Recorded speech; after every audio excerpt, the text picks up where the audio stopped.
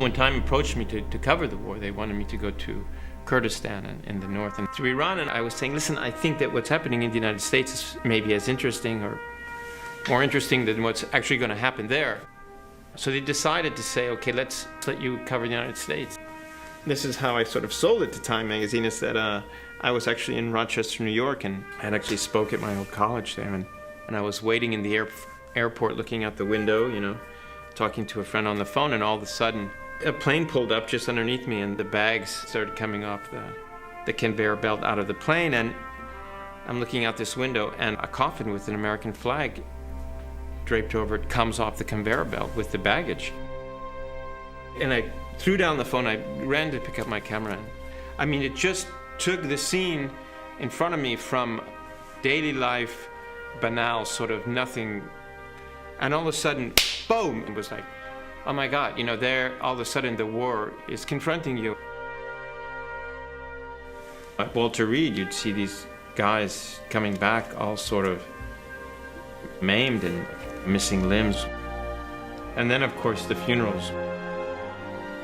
In the case of Tommy Latham and his family, I talked to the mother-in-law who made the decision, and she said that if I came, at least he didn't die for nothing.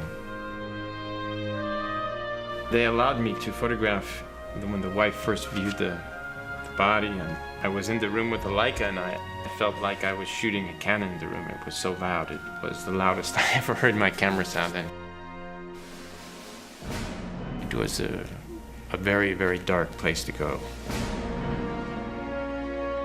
The horrors of war come home, and there's a certain awakening to the horrors and the realities of what war is, and war will abruptly come to an end. When that reality is reached,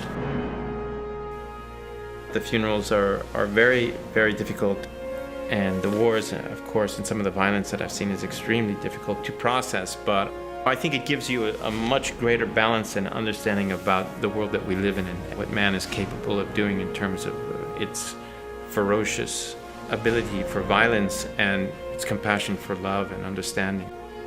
Hopefully, my images will try and explain to people who see them the place that we lived in and what happened in that time.